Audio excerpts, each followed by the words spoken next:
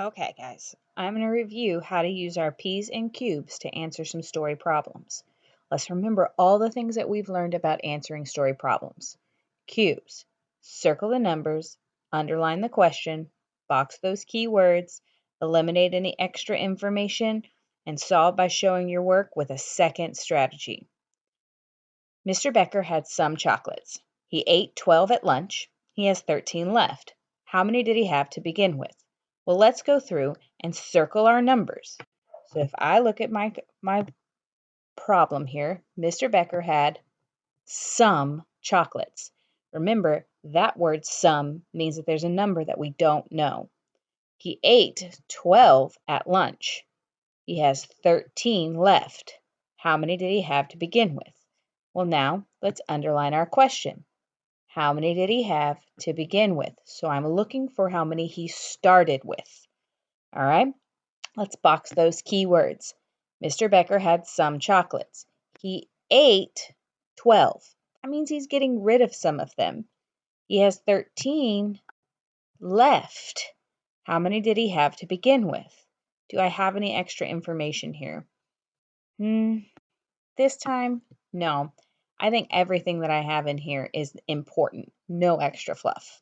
Now I'm going to solve my work by showing my work and using a second strategy.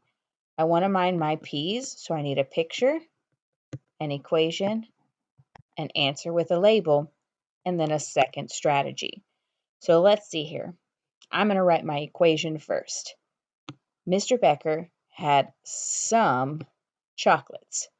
He ate 12 of them at lunch. Well, if I eat them, I'm getting rid of some. So he's going to eat 12 of them at lunch. He has 13 left. So that is how many he has left over. Oh, looks like this is one of those missing first ones. I can do this. You can do this. We got this, guys. So let's think about my subtraction sentence. I've got whole minus part equals part. So when I put that into my part whole chart for my picture, I can think about my whole number, I don't know that one, my part and my part. Oh, I remember that when these two numbers are here, all I have to do is add to find my whole number. So now, my second strategy, I'm going to go ahead and do 12 plus 13. Well, 2 plus 3 is 5. 1 plus 1 is 2. So I think he started with 25 chocolates. And I'm going to use chalk abbreviated because I don't have enough room. So if you look at this, guys, those P's and cubes help me solve my problem and help me make sure I had every step.